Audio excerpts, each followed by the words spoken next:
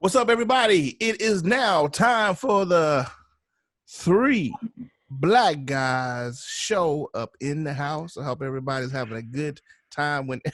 Come on, man. I need some exuberance. Hey, man, you know what I'm saying? Hey, I need some exuberance from you, man. I'm tired. You get what you got. Got to get untied, man. It's Hey, time to get hyped. I had some people, some of my coworkers looking at it, man. They said, "Is he the angry one?" I said, "No, he just tired." He said, "Oh boy, look like he sleep." I'm like, he probably is. Hey, we record these at night after I worked the 10, 12-hour day. Mm-hmm. I'm tired. I'm barely coherent. That's just normal. I mean, we all work though. That is not normal. That's normal state for you. Middle finger. That is not normal. All right, guys. So we're going to talk about today. We're going to try to cover a couple things. Let's talk about Kobe. Of course, we're going to talk about Kobe, rest in peace, and the funeral that he, well, not the funeral, but the memorial service. The Lakers had the other day. Currently, as we speak, and another Democratic candidates are giving their spiel on why they should be presidents happening right now. We're going to get into. Say what? It's not going to happen. But what, man? I'm disappointed in these Democratic choices. Man, I'm telling y'all, man, you might as well be prepared for Trump, man. He's a Republican. He's a wolf in sheep's clothing. Who, James? Bloomberg. Oh, you talking about Bloomberg? Yeah. He's running as a Democrat. He ain't no Democrat. Man, he's a billionaire, so he's got only self-interest involved, man. You know what I mean? And the rest of them, to me, like, I'm sick of these tree huggers, dude. Man, my hopes was for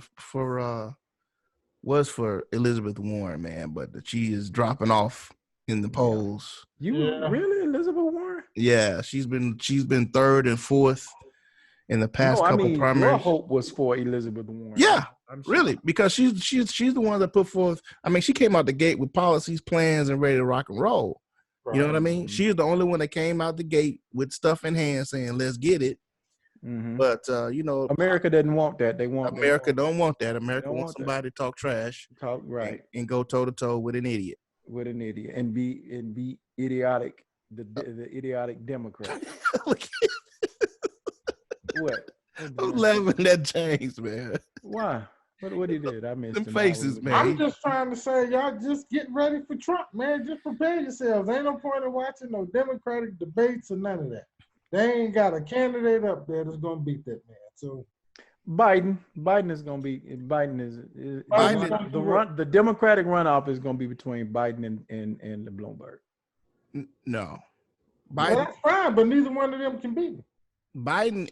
I'd be surprised if Biden pulls out in South Carolina, because he's saying that South Carolina, because of the black vote, he's going to be able to pull off that primary.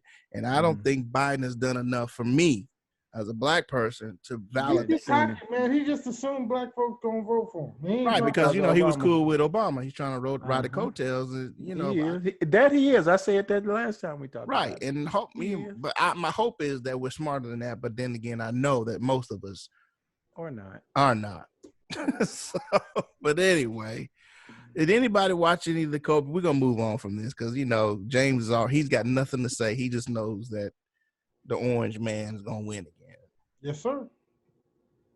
If he win again, I'm gonna come and punch holes in your wall. Might as well come on, bro. All behind you will be fist holes punched in on your. Hey, James. Yes, sir. If he wins, I hope all stores run out of catnip. Hope your cat starve. That was good, Steve. That was good. But anyway, guys, before we get started, while we get started, let's talk about Kobe and his legacy. Did anybody get a chance to watch any of the? Man, I gotta be honest. I didn't even know the thing was on. I didn't even realize it was going on. I saw some people talking about it on social media. That was about it. I didn't really watch none of it. I found out via social media while it was streaming live. I just happened to open up my Facebook page and it came across my my feed. And guess who's hosting tonight? Part of the democratic process. Are we jumping topics? No, I'm just wondering. It's the same thing. Okay. Who? Your girl. Who? Gail. Anyway, so to answer your question, I saw excerpts. Okay. I got a chance to see Beyonce perform. I saw Michael Jordan, man. Michael Jordan touched me. I really yeah. liked what he had to say. And he said, now I got to see more Michael Jordan crying memes for the next sir. 3 I years. mean, bro, wait, come on, man. Wait a minute, man. If you watch, they couldn't get that brother tissue fast enough, man. My man was all down here. He was coming. I mean, dude, it's making millions. I don't think they got him in it, did they? They finally got him a tissue near the end, but dude, he was all out the nose with it, Doc. I'm like, come on, man. Yeah, y'all can't get. Y'all can't do like in church. You know what I mean? They be like, right. No, man, they had to go ahead and let that come out. You know what I'm saying? You know. Dude, not with 4K cameras, Doc. Not with 4K. 4K cameras, you see everything. Yeah, you get all the detail. I mean, it was too much detail, Doc. Yeah, but that touched me though. He touched me. Shaq had some good stories. I appreciate the fact that he's I can really see him stepping up for the family. You know what I mean? Yeah. And definitely I got a chance to see the wife. Yeah. Vanessa. Yeah, all of that kind of messed me up. You know what I mean? All of it kind of messed me up. My heart goes out to her though, man, because now you have to raise a family without an integral figure. Right. Yeah, that's gonna be rough, dude. That's gonna be rough. She's gonna need as much help as she can get from all of them folks saying, because it's always customary to say, I'm here if you need me. Whatever you need. I'm here for whatever you need. She gonna need that player. She's gonna need it. I watched it, man. I thought what Michael Jordan said about how about him kind of mentoring Kobe and becoming a big brother to him. Yeah. And how how those at first it's annoying with people calling you in the middle of the night asking you all kind of questions about skills and stuff, but it turned into actually being a great relationship between those two, and about how and I wanted to go back and when we go into our topic too, man, about mentoring other black men. And I love the way that Mike stepped up to the plate to help another brother or another man, black man, get better in his craft. Because sometimes, man, we can get a little crabby in the black culture. You know what I mean? And don't want to help out another man, especially somebody that's on another team. You know what I mean? And so I thought that was awesome. And even Shaq, because I heard that they had little issues. I'm not big in basketball. About their competition, about them being competitive on the same team, and how it grew into something wonderful between those two as far as their competitive edges. So, but Mario, you said something, man. What did I say, Steve? I think I want to let that segue on into our topic for the day, man. And is that we're going to talk about that's the black man. And what the question that that James kind of put us on and make us think about is why does America accept black men in dresses but not black boys with dreads? And you had started off with saying that this woman now has to raise her family without a black man in place, right? Right. And so I want to go into what we had started last week, or the last time we talked, was about the emasculation of the black man, and that's really the castration of the black male in the American family. You know what I'm saying? Yeah. And that goes back in, of course, I got to bring up the scripture about it. You know what I mean? Because that's just what I do. Come on, preacher. Mark 3:27. If you got to, in case you want to, rob somebody's home, first you got to do is bind up the strong man in that house. I'm just kind of paraphrasing.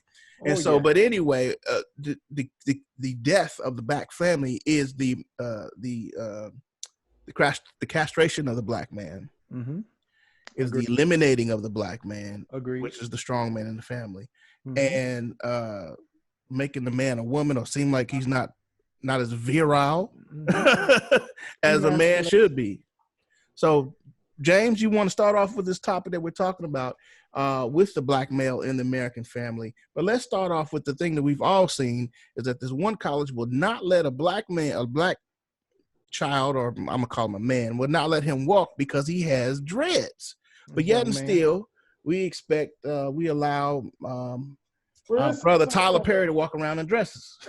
And you know, there's two stories out of Texas, right? And two different young men who had issues because of their dreads. And for me, it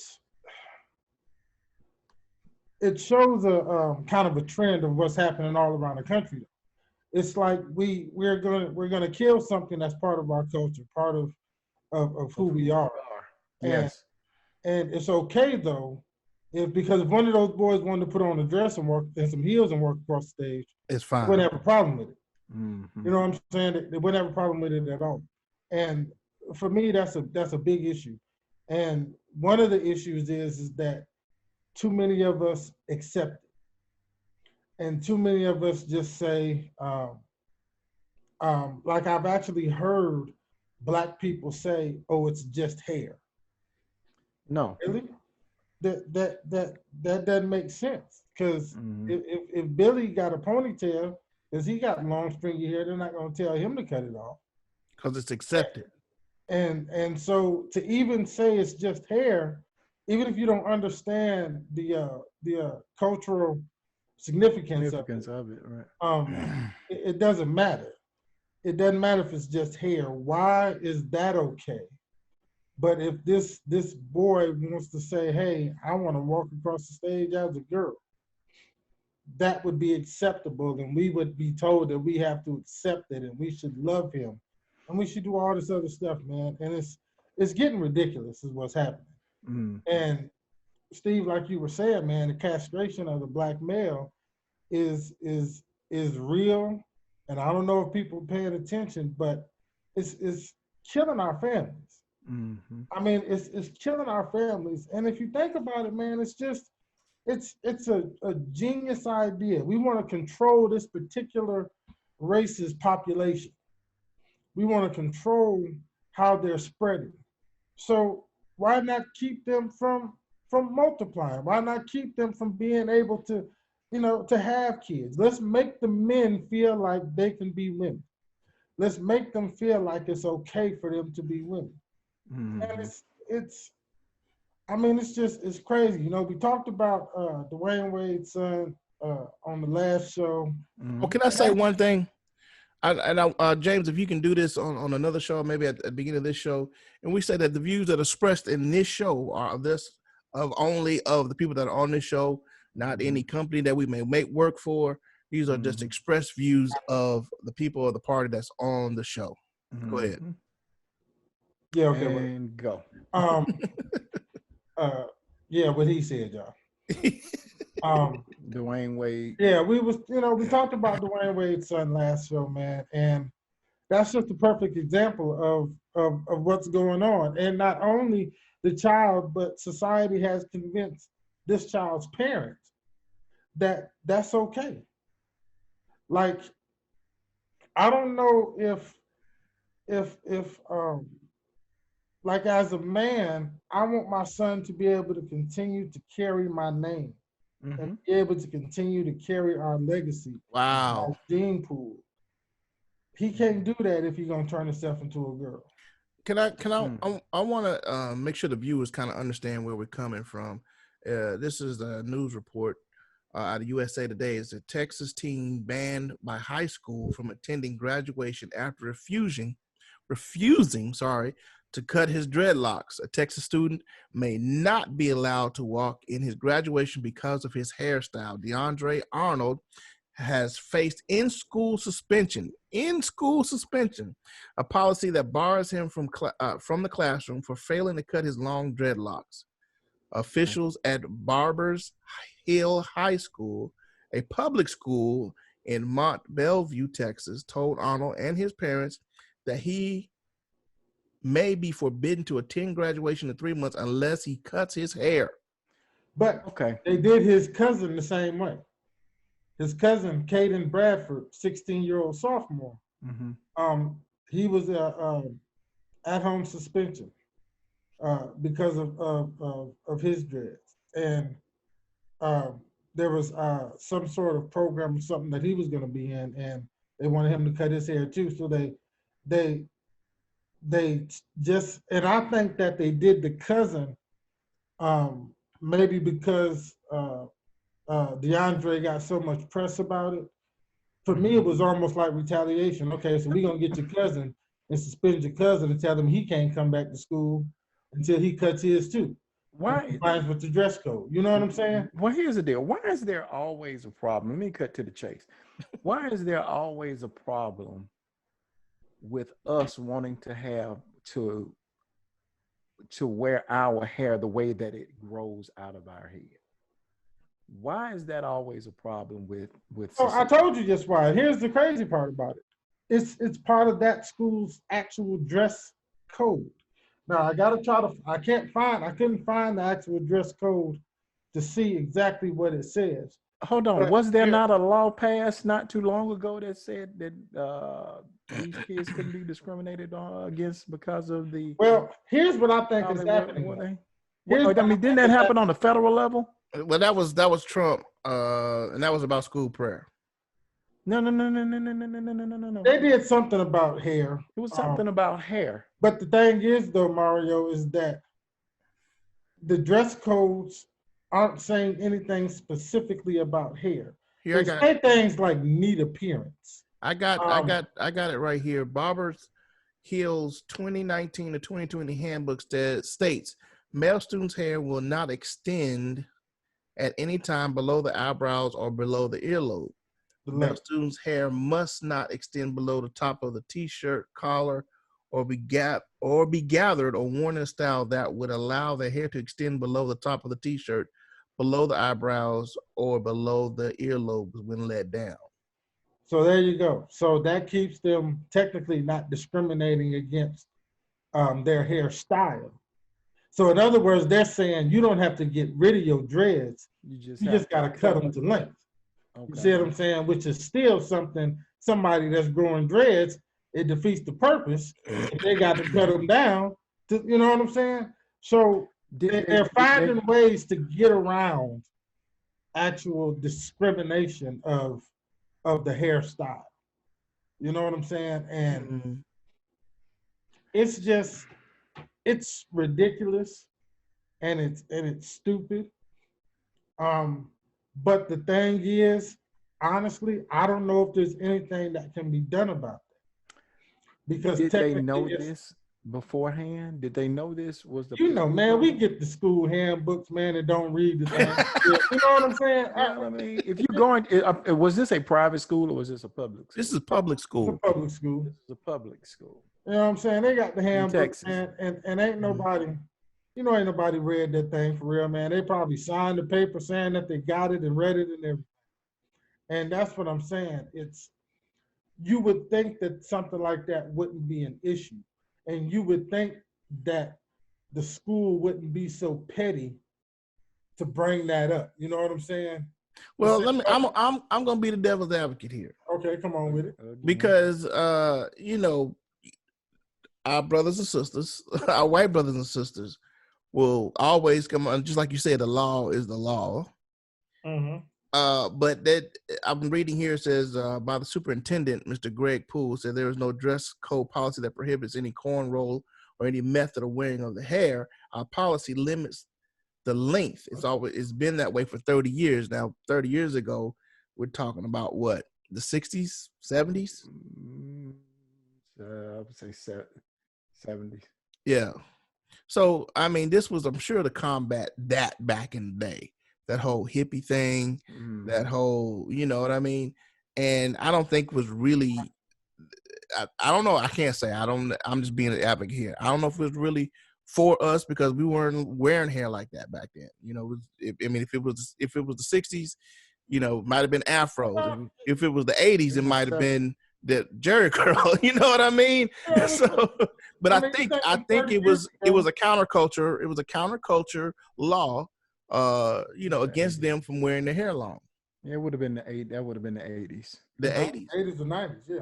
Yeah. So then, I mean, then it wouldn't apply to us because back then we was wearing fades. Mm-hmm. And or Jerry curls. Well, that's what I'm saying. That's why, but it may be an outdated policy, but it's still a policy. And with it not being technically discrimination, there's not a whole lot, you can do to combat that. You know what I'm saying? Right. And that's what makes it a shame, because now these boys have a decision to make. And it's a decision that they shouldn't have to make.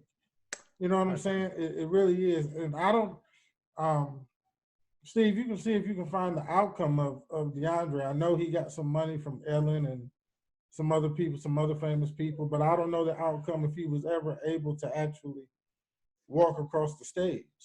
And that's tragic. You know what I'm saying? It is tragic. Go ahead, Mark. It is tragic. Yeah. But let me give you an example.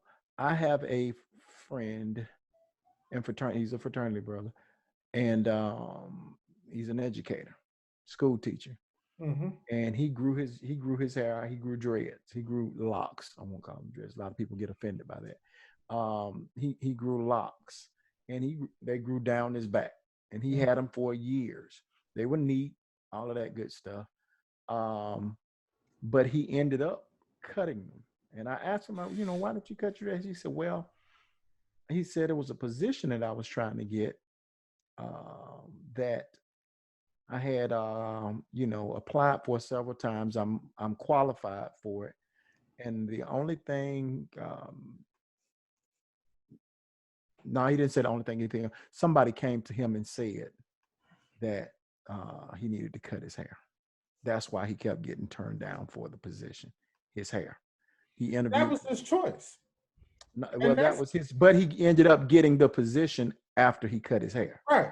So he made a choice. He made a decision. And that's what I'm saying. These boys have a decision to make. You know what I'm saying? I don't dig that though. I don't either. I'm sorry. That doesn't sit. That does not sit. It's crazy, but the thing is that here's, when unless we're going to break off and begin to start building and starting our own schools. See, now that's what I was going to say. Thank you. That's what I was going to say, because we have to go by policy. Right. See, my thing is this. The black man and the black family has always had to conform to what America has to say. Exactly. Right. And well said, sir. Thank you, sir. Thank you, sir. And it's time. If we wanna express ourselves with our dreadlocks, and come on, let's be honest. It's something that they can't do, and something they still afraid of. I say they're afraid of because they don't understand it. You know what I'm saying? That's why they're afraid of it. They can't do it. They don't understand it. They don't understand the history of it, and it scares them to see that in their family. I mean, come on, let's go back to Samson. You know what I mean? Let's go. You know what I mean? Right. And it's something that represents black strength, because you can't do it. Your hair can't lock like that. You know what I'm saying? You don't understand the history of it. And so, man, it's about conforming to what America says, and I should say white America, of dealing with their conformity and how we can move through the ranks if we conform to them. Now, this can go all the way up into Hollywood. You know what I mean? And people, even with money and billions of dollars, man, people are on Oprah. They still on Oprah. They still on Gayle because of the conformity.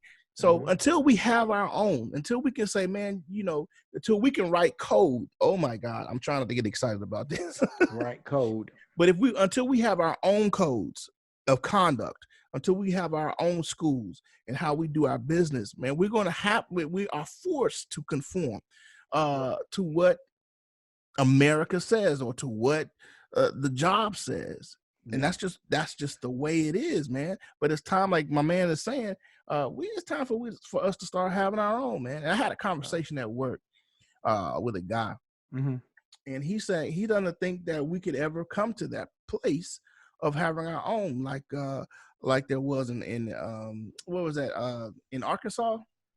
So I was about to why say, does he, every why does he time we think that? get to a point that we get our own, it's destroyed in some fashion by That's why he thinks the that. government or the local population. Right. So I mean, he thinks that, man, by what we've seen about the destruction of Rosewood, by the destruction of Black Wall Street, Mm-hmm. all those things. Anytime that the black man has found a voice and began to, oh man, we're running out of time. Found a voice and began moving in an upward position or expressing themselves, they push down and has to make them conform. Okay. And so now we're emasculating, or we're trying to take the strength from this young man. So what we got to understand, though, is that, yes, all that happened, but this is 2020. Things like that ain't gonna go down the way they did back. No, it won't, because it'll be financially. Because right now, man, a black man has found his voice in what he wears. He has found his voice in music. He has found his voice in entertainment, and and now we have black billionaires now. Right. So the only way they can still control it, man, is they can sucker these black billionaires, you know what I'm saying, into a code for them instead of creating their own code of ethics, own code of conduct. Kind of like what the NFL did with Jay-Z. That's a whole story. That's a whole wow. Whole nother story. But until we can have our own financially and the freedom in that, man, they are continually going to be the oppressor. I'm sorry. That sounds a little militant, don't it? That sounds like what sounds like true. So here's the thing, though. So then we as a people have a decision to make. Either we're going to continue to conform, and if we're going to do that, then there's no point in complaining about a school telling these black boys they got to cut their hair. Or we get up and decide, you know what, we have to come up with our own system of doing things. Exactly. We're going to have to come up with our own school system so this doesn't happen to any other young black men. Because the bottom line is that if he wants to walk across that stage, he's going to have to cut his hair. And no amount of press, this school isn't going to budge on that because of press, because of media attention. You know what I'm saying? They're just not going to. They don't have to, because there's no discrimination there. They're not breaking any law. Superintendent said, hey, this is our policy. This has been our policy. We're simply enforcing it. That's it. So he's got a choice to make. It's unfortunate, stupid that he has to make that choice in order to walk across the graduation stage, but he has a choice to make. And then after he makes that choice, what do we do from this point on? Do we keep, my thing is, as a black parent, you need to keep your child out of that school. Right. Period. That's one thing. You need to keep your child out of that school district if possible. Because what if your child comes to you and says, I want to grow my hair out? You got to tell your child, well, you can grow it out, but in your senior year, you're going to have to cut it because when you go across that stage. It's going to be hard, and maybe you can answer this question, or it's going to be hard to galvanize a people because it's going to be hard to galvanize a people to say, okay, we're going to start our own schools. We're going to send our kids to our schools so they can express themselves culturally the way we think they should express. How can that happen? How can that happen? Yeah, how? You get enough mad black folk. It takes a long time for us to get mad, and by the time we I don't think so. I don't think so. We were mad. We were mad right before Barack Obama got elected. We were mad. Okay. Put him in office, shut us up, sat us right on down. Okay. Then we didn't. I'm gonna let you have that one for right now, but go ahead. That's not the first time I've heard that, Steve. I know it. I've heard that before. It's the truth. It's no doubt. But come on, but keep and so I think it won't take. It's not taking a lot now to get us mad again. Mm-hmm. And I think we are mad. I just think we're not mad together enough to come up with something. Because if enough of those people in Texas get mad, something will change. Either they'll come back and say, you know what, this is an old policy, maybe we do need to change it. Mm-hmm. Or some of them black millionaires and stuff in Texas will get together where, you know what, right here in this same district, we're going to open up a private school for these boys to be able to go to and do their thing however they want to do it. I don't think it's going. I don't think it's going to take resources. They have it. Who has it? They have black billionaires. Okay, I'm not saying that they don't. When they get fed up with it, when they get tired of it, then they'll do something to change it. I look at our Jewish counterparts, man, and how you will be hard pressed to find a Jewish child in a public school somewhere. Right. They send them to their schools. They're educated in their educational system. Right. They know who they are. And because of that, they know who they are. They have a strong sense of self. They understand their worth and how they are connected to the larger Jewish community. Absolutely. And how what they do as an individual directly affects their culture, their people. You know what I mean? That amazes me. So there's no reason why we can't do the same thing. But the difference is, and I see to Mario's point, man, the difference between us and the Jewish people is that they know who they are. Mm-hmm. They know where they come from. They have a code of conduct. They got a code of rules that we as a fractured people don't have. Right. And so my thing is it's not impossible, Mario, but it is going to be hard because you still have a lot of sellout Negroes. I'm gonna say it. But you got to start. You got to start it in the community. But you got to start somewhere. So like I said, you have to have a code of conduct. You got to have a code of ethics, and once those are agreed upon, then a movement can happen. You got guys like, watch this, and watch when I say this name, what happens. You got guys like Umar Johnson, who's trying to start a black Frederick, whatever the name of the school is. He's been trying to start it. I heard he finally he acquired the schools and the land, the schools, and all of that stuff, and that shit was up and started. But you get with us, we have, in my opinion, sometimes we can have that crab in the barrel mentality. You know what I mean? Which was planted there in slavery. You know what I mean? Mm-hmm. And so the man is trying to do something. Well, I don't like Umar Johnson. He this, he that, he did it. So now you don't support it. But here's the thing: I don't like him. I get you. I don't like him. I'm not a big fan of Umar Johnson, but I think fan or no, what he's trying to do. Dope. I think it's dope.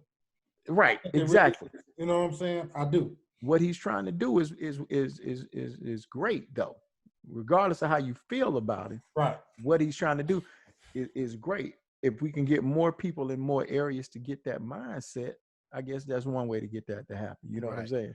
Hey guys, so what I want to do, I want to take a break. I like this conversation. I want to keep it going, but I want to take a quick break.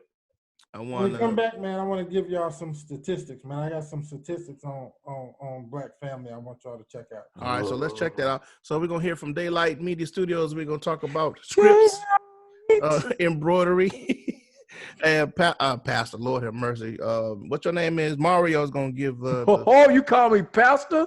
It's Mario? In there. Hey, look, it's in there somewhere. Oh, Shabbat so cool. And of course, Myers Lemonade. We'll be back, y'all. 3 black guys. Be back in a minute.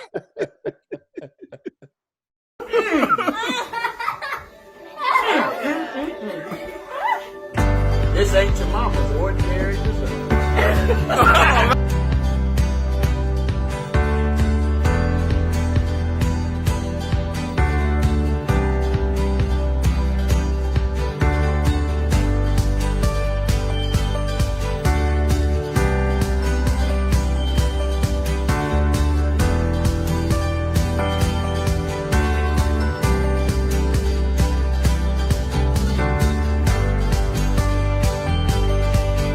All right, everybody, welcome back to the 3 Black Guys show. up in here. 2, 3 up in the house. All right, y'all. So let's continue this conversation, man, that we're having about the black men and black wealth and black kids. You had some factuals? Something. What's that? I just want to give you. My fingers look old and decrepit now. Well, we are what we are. Oh man. Okay, go ahead. Shut up. Just vain. Go ahead, James. Fingers look old. You had some facts for us, James. Well, Facts. Can you give me facts now? Really, just wanted to give you one statistic, and I'm gonna show you how this plan to remove black men from the family is working, and it's working at an alarming rate. In 2018, 65% of black children lived in single-parent families. 65%. 65%. Wow.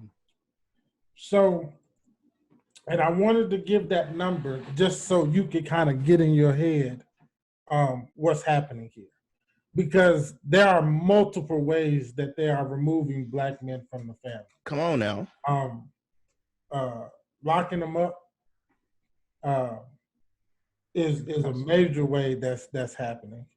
And now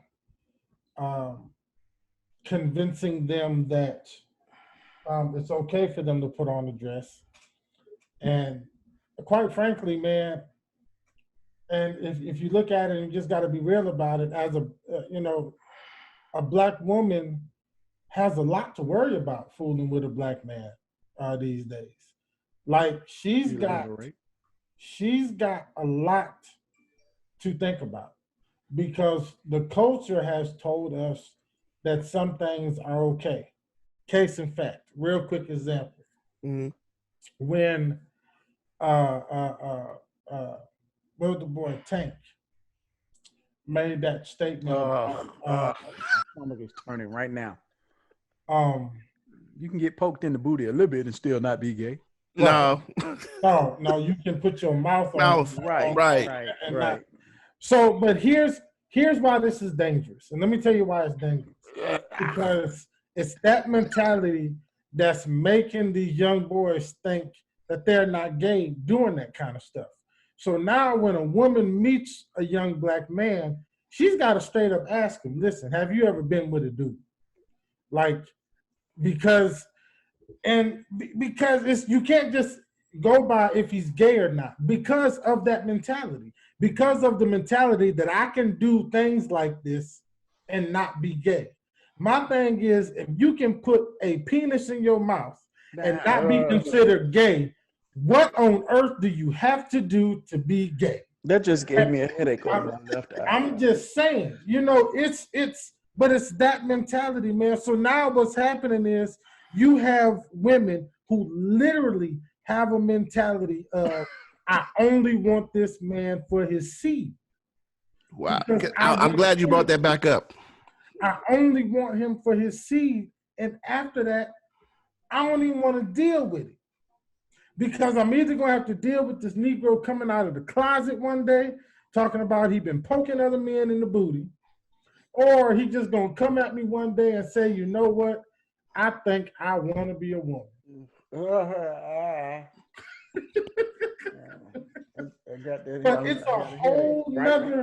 it's a whole nother set of issues that black women have to worry about. That's true. And I'm telling you, man, it's that's why these numbers are so high.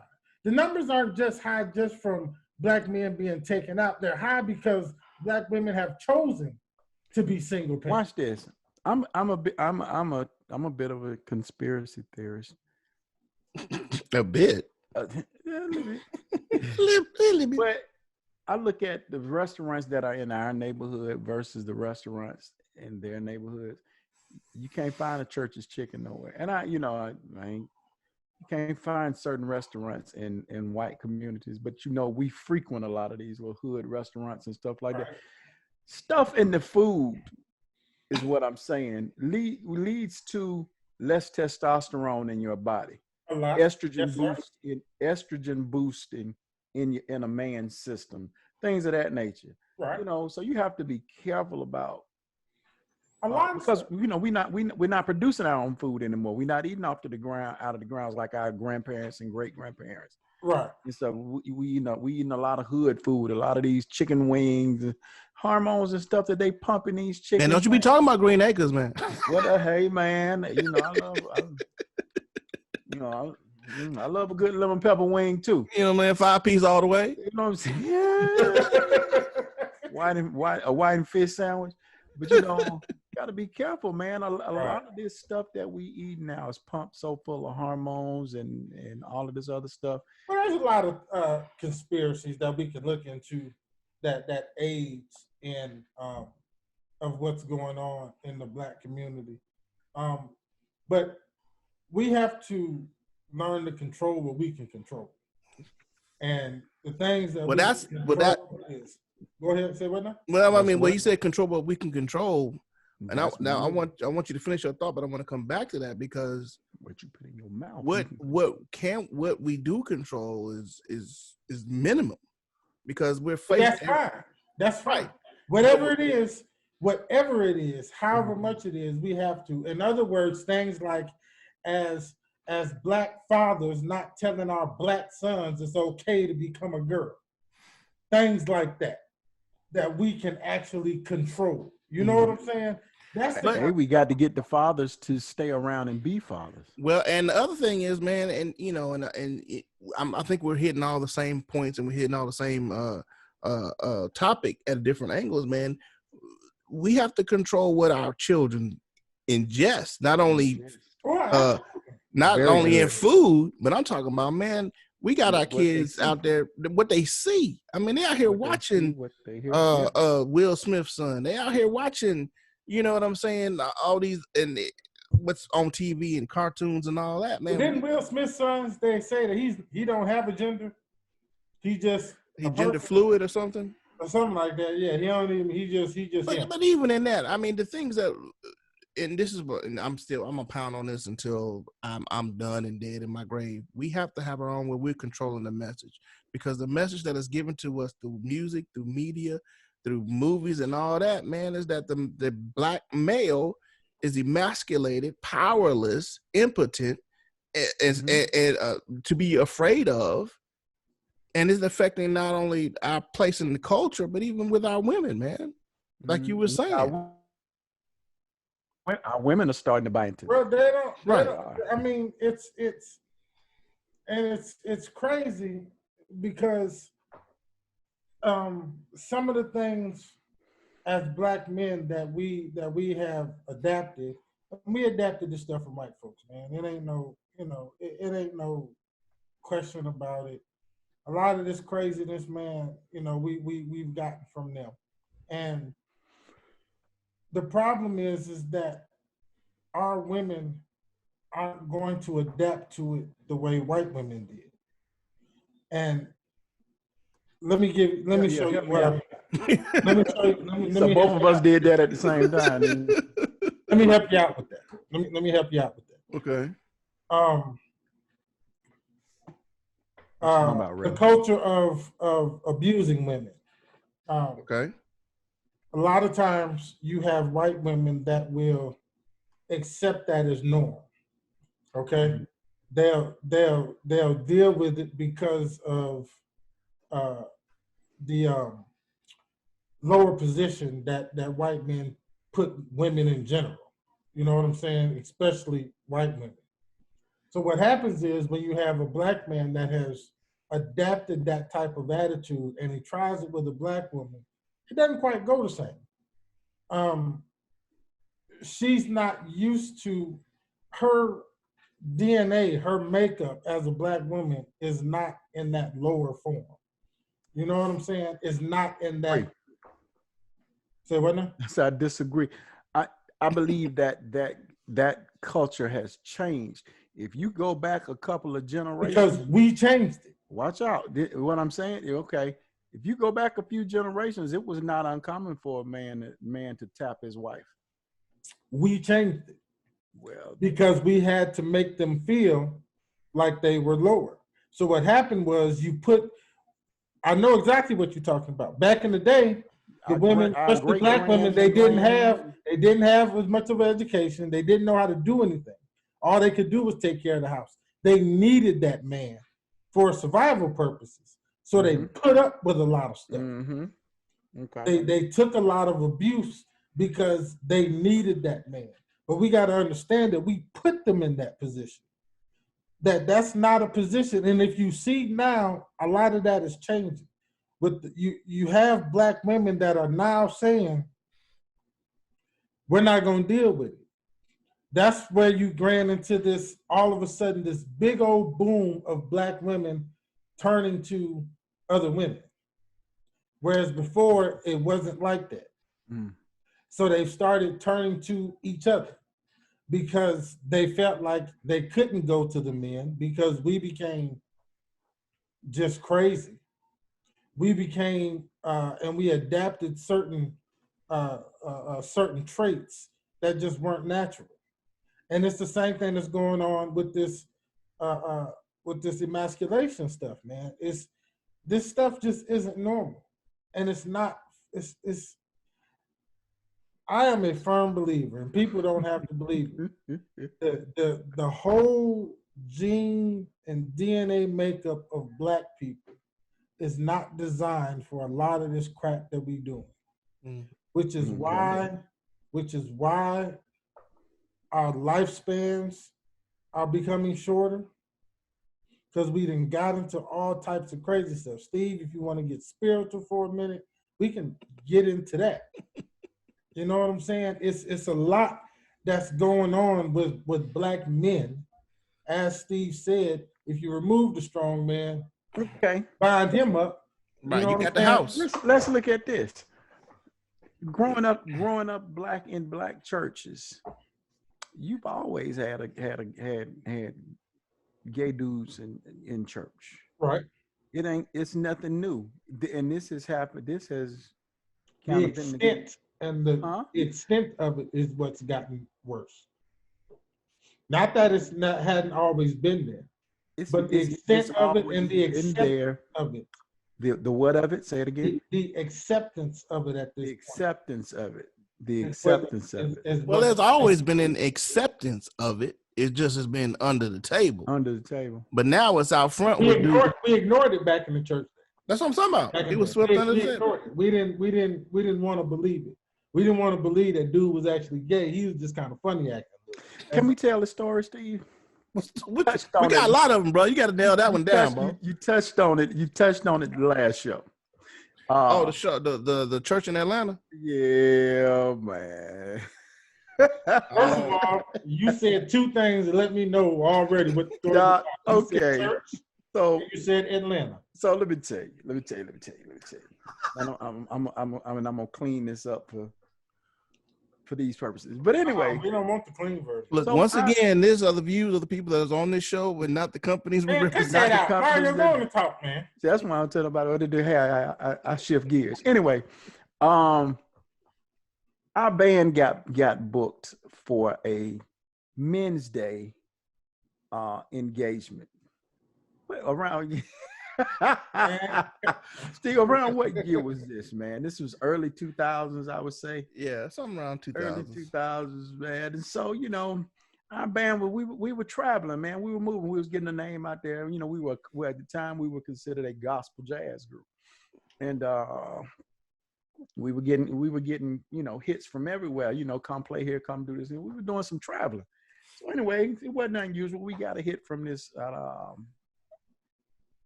guy out of Atlanta to come play for a Men's Day at this particular church.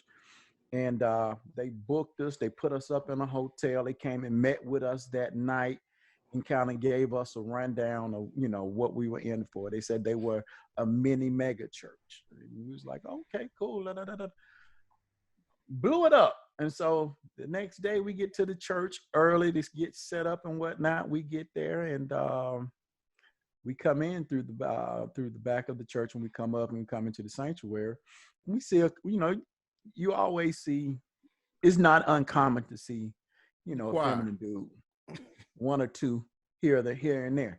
So it's nobody at church really. You had people downstairs that were cooking breakfast. I guess that were feeding staff that were there early or whatever. And so you saw one or two gay guys, would come by, blah, blah, blah.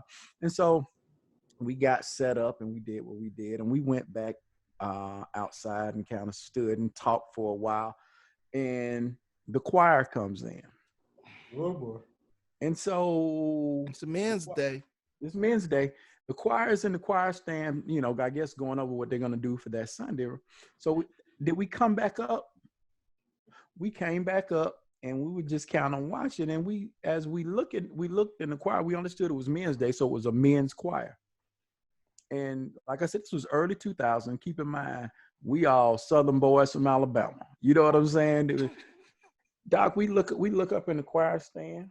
We see fingernails done. We see arched eyebrows. We see makeup on, and our jaws just like boom, drop to the ground. I'm like, Doc, what did we just step into? You know what I'm saying? So we go back outside and we just kind of gathering ourselves. We had to gather ourselves. We hadn't even played yet, and we hadn't played note one. Not one. We hadn't played note one. We had to go have a Jesus meeting. Literally, we went outside and Steve led us in prayer, dude. Steve led us in prayer, dude. So, dude, that warfare. Come on. Woo. So church starts. We come back, we sit on the front row by the musicians. And so we're talking, we talked to the musicians before church started. We were just kind of interacting with the church musicians. Right. And most of them were from New Orleans. They had been relocated. They relocated to Atlanta because of Hurricane Katrina. You remember that? Okay. So a lot of their musician staff was, but just regular dudes, regular musicians. I think they had a girl that played keys, but primarily guys. And they were cool. We were sitting talking to them, and now church has started. So when we come back out, church is going to choir, singing, clapping, and I'm looking around, and I look to my left, and I see, I saw a chick, and I looked at her, then I look back, and I'm like, that's no chick. That's a dude. I said, is that a guy right there? I think I was sitting next to Phil. He was like, that's a guy. I was like, oh. So now as I start to look around the church, I realized that it was a lot of men in drag. And I'm like, what have we stepped into? Wow. I'm serious, straight up. So let me fast forward a little bit. So they go to take up offering. And everybody, it's a big church now, but everybody was still kind of they'll come from the back row by row up to the front, put your money in the little basket or whatnot. And so we noticed as the people are coming through, you had females coming through, and at the time, square toes was the thing. Square toe shoe coming through in square toes, wide leg pants, shirts and ties, cornrows to the back. Females, right? I'm like, hey, dude, that's a girl. Keep in mind, we 5 little Alabama boys, at the time, this has not come to Alabama yet. We ain't dealt with that. Like I said, we used to seeing a feminine dude here and there in church, but on the level that we seeing this, like everybody in the congregation. Right. And so we didn't realize that we had stepped into a, what would be the correct term for that? It'd be a gay church. Okay.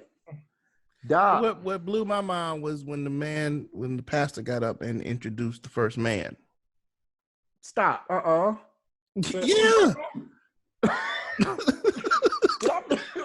You must have blacked out. Apparently, dude, Doc, I was sitting there like this. He was clenching. I was clenched. Bruh, I was clenched, bruh. I was the most uncomfortable I have ever been in my entire life, man. But needless to say, man, it was our first experience ever. He introduced the first man of the church. Huh? Yes. Dog. My heart beating fast right now talking about it. Dude. So, we Overflow, we did our thing, man. No, bro, we hit a brick wall. No, don't lie. We did. Normally, when Overflow plays, man, the spirit would move, blah, blah, blah, blah, blah. We was giving it to. We was giving them our best. You know what I'm saying? Da-da-da-da-da. We hit the last note, but you could hear a pin drop. Right. You could hear a mosquito. And keep in mind, it's probably like 400-500 people in the church, right? I mean, it was packed. It was packed. Doc, cricket. Right, you're right. That jazz stuff. Y'all supposed to do some rage. No, dude. No, dude. That kind of stuff. Yeah, you know what I'm saying? Doc. They weren't feeling no jazz up in there. Doc, but it was gospel. It was gospel stuff. We did Fred Hammond. We was doing what was hot at the time. You know what I'm saying, Doc? We was doing that hot Fred Hammond stuff. But Doc, when I said our stuff hit a brick wall, dude, boop, and just slid down. I mean, no anointing in the place. It just nothing happened. Well, there was a reason for that. And we ain't gonna get into that now. We ain't gonna get into that. But needless to say, that was our first experience, and to see that so prevalent, I've never. Somebody sat in Phil's lap. Yeah, somebody sat on Phil's lap almost. Yeah. A dude. Pretty much sat it almost. Yeah. Man. But I want to get back to topic. I'm sorry, I just had to tell that story, man. But the emasculation of once again the black man, and I love this. What one of y'all said, and I think Mario started it, and I think even James said it about the seed. Right. They can no longer physically castrate us. Right. But if they can block the seed from doing what it's supposed to do, man, I mean, it'll kill the culture. It'll kill our race off if it keeps going. There you know what I'm saying? Right there. And so, I mean, like I said, I'm not trying to sound like militant. I ain't trying to be scary or nothing, but I'm thinking way down the road, as we all should, because if they can no longer because they used to make us eunuchs when we were bucks and slaves and all that other stuff. Right? You know what I'm saying? They castrate us to no longer produce. And so now they're not letting us produce as a man anymore because they're castrating us and letting us wear dresses and making it more acceptable and telling us that we you don't want to be a man, you want to be a woman, and then we're gonna tell your woman that your woman don't need you no more. Right. You know what I'm saying? And don't worry. We can kill two birds with one stone. You want affirmative action? Don't worry about it. We'll get a black woman. Now we have a black and a female in a position that could possibly be ran by a black man. Don't worry. We'll get your woman. We'll pay her good money. She don't need you no more. Right. Yep. And so then they not only they try to do it that way, but also the emasculation happens with not affording black men to have jobs and or start businesses. There are more black women that have businesses than there are black men. Yep. It is. Clinton was passing out grants for black women to start businesses. He sure was. And the black man was being incarcerated by that same president. Now, I was a Clinton fan, but Clinton was giving out money to black women to be their own women, but incarcerating black men by hundreds and thousands. Call us super predators. Super predators. You are correct. You are correct. Calling us super predators. Yep, you are right.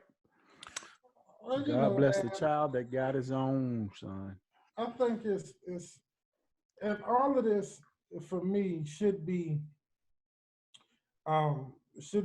motivation for black men to one, talk about this stuff, man. Get your sons, and teach them to be entrepreneurs, y'all. That's what you have to do. To be entrepreneurs, man. Hey, can I say something, guys? I know you want to say something. Absolutely. Man, and I don't want to come on here sounding like a victim. There's a word, and I can't think of it right now. Maybe I'll do it in the next show because I want to bring it up. but I don't want this to be sounding like a victim mentality show. You understand what I'm saying? Mm-hmm. We can come over here. We want to bring to light some of the things that we go through, but we don't have to stay here. Is what I'm saying. Exactly. In Black culture, we can't stay here. We're going to bring it up, the information up, but we can't stay here, y'all. We can't stay here. Agreed. And there's no reason for us to. There's no reason for us to stay here. Like I say, as men, we got to start teaching our young men how to be men. And we've just got to take a stand on some stuff, man. We've got to stop. We got to stop this whole anything goes mentality. Yeah. You know what I'm saying? We've got to stop that stuff, man. And forget about what society is telling us about what you have to accept and what you have to deal with. And that's the same. That's exactly what Dwayne Wade fell for. Man. That's exactly what happened. He fell into this thing where he has to accept something. He fell into this thing, man, to where he just, well, anything goes. My 3-year-old can come to me and tell me they want to be a girl, and okay, it's all good. Ain't no problem.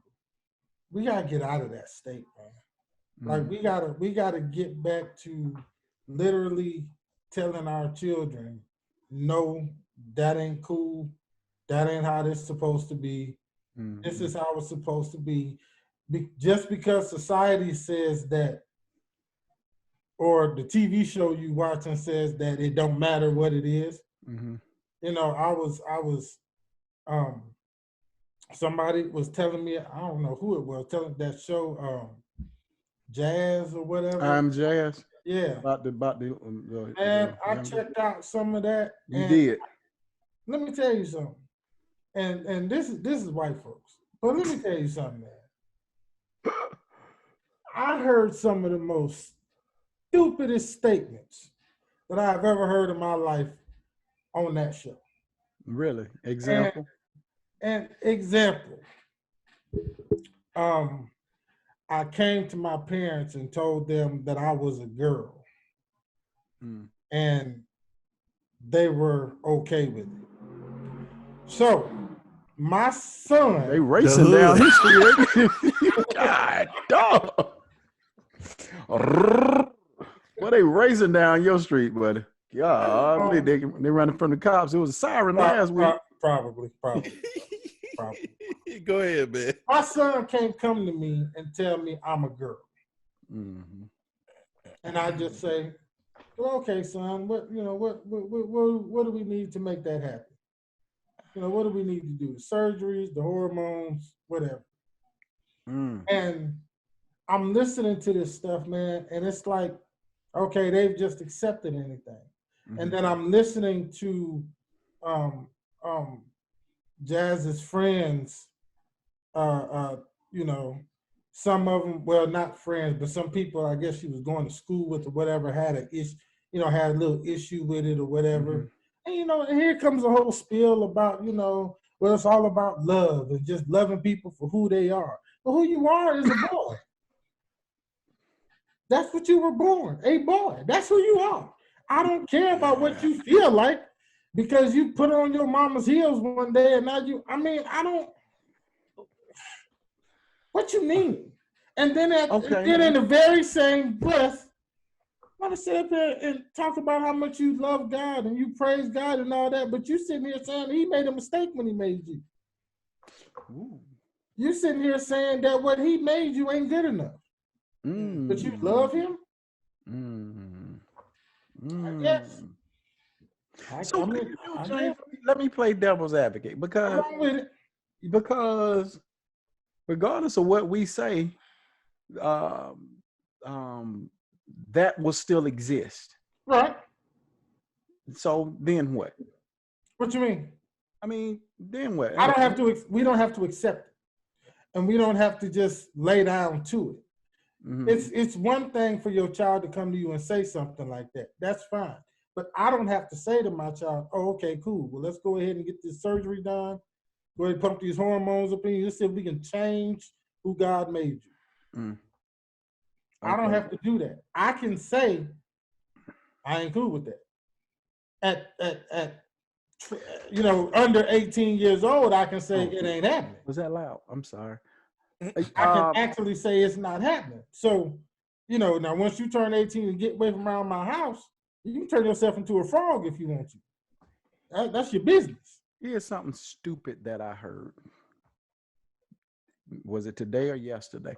There was a video circulating on social media with this father and son. The boy probably had to be like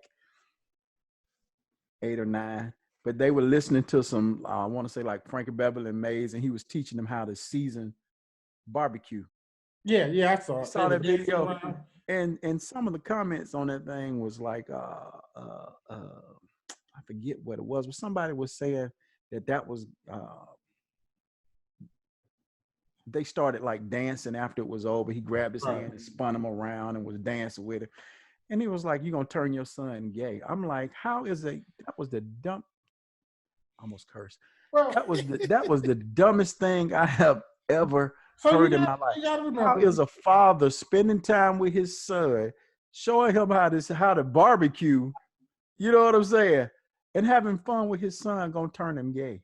Well, because you got to remember, we do have stupid people who just that's beyond stupid.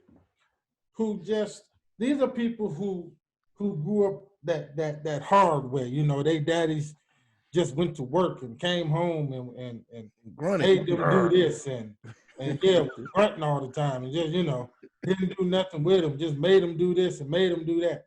Okay. You know, and that's, I mean, you know, and so, you know, as far as they're concerned is, you know, you're gonna be dancing with your son. You know what I'm saying? You can't do nothing like that. You're gonna turn him gay, you dance with it. Right. You know what I'm saying? You supposed to dislike your dad a little bit. You supposed to, and, you know. And the guy who made that comment probably around here poking more little boys in the booty than anything else on there. And that's the kind of stuff that happens, man. But we gotta take a serious look at this stuff. You know what I'm saying? Like you just said, a father spending time with his child, and as a black man, you have an issue with it. Mm-hmm. Stupid. Like I watched, and like I said, I'm not an Umar Johnson fan, but I watched an interview with Umar Johnson with him talking about how black men needed to treat black women better and how we needed to love black women. And there was a black woman arguing with him about that. Really? Like, just because she don't like him. Gotcha. So she's literally arguing with him about saying black men need to treat black women better. Mm-hmm. And here you are as a black woman arguing about it. Okay, you just spiked something. Black women. If you are not with, you see I'm itching right now. Black women, if you are not with your child's father, do not block that man or make it difficult for that man to spend time, and do for his child. I'm going to say that one more time. Yeah, say it again. I'm going to say that one more time. Black women, if you are not with your child's father, if that man is a good man, do not make it difficult for him to spend time with his child. Yeah, you want his child support money, but you want to use that child as a pawn, tool. As a pawn, thank you. As a pawn to cause grief in this man's life. Don't do that, black woman, to a man trying to spend time with his child. One thing about it is, though, if he's a good man, then you won't have to worry about the child support. He gonna take care of it. But here's the crazy part, though. Like in my situations, the system is so set up crazy. Mm-hmm. Like as soon as they went and applied for like assistance or whatever, you know, nowadays they first thing they do, where the daddy? We need to put him on child support. Mm-hmm. You know what I'm saying? It's like they didn't even bother to find out the situation. Mm-hmm. But is he still living in the house, or does he take care of the child? No. Another The form of system- bondage. Right. The system is so jacked up. And they've convinced these women, like you said earlier, you don't need him. Right. Another You don't form of need- enslavement. Mm-hmm. All right, guys, look, we got a 2-minute warning. We're going to talk about what our thoughts are about this, about we talk about the state of black men. James, you first. I think the state of the black family right now is definitely in trouble, but I definitely think that we can get back. It's just gonna take some learning, man, and some hard work from black men and women working together to try to build this thing back up, man. We got to release this animosity and this hate for each other. Mario, state of the black man. State of the black man. Well, let me say this. I'm not gonna say what the state is. I will say this: black women, we need you. Black women, you need us. We need each other. We need to start teaching family again. We need to start teaching family values again. To go back and reiterate a point, and I'm gonna let it go after this. If you are not with your child's father, allow that man to be a part of that child's life for more than just child support. Allow that man to be a part of that child's life. These children need these men. And I know a lot of good men who are being kept away from their children because of a vindictive woman. Okay. Stop that. We need each other and our children need us. Okay. I'm done. All right, so my last minute, my last few seconds, guys. State of the black man, we need to step up. It's time to step up in our families. It's time to step up with our wives and our children. It is time for the black men to start gaining financial freedoms, freeing themselves from the status quo of what has to happen to be accepted in this country. It's time for black men to start getting our own and step out of the shadows and step out of place of weakness and in this place of strength where God made us to be.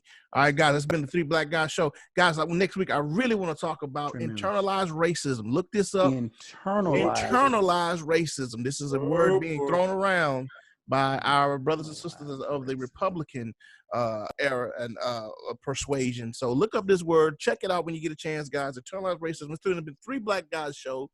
We see you. Love you. Peace. Tres negros. We out.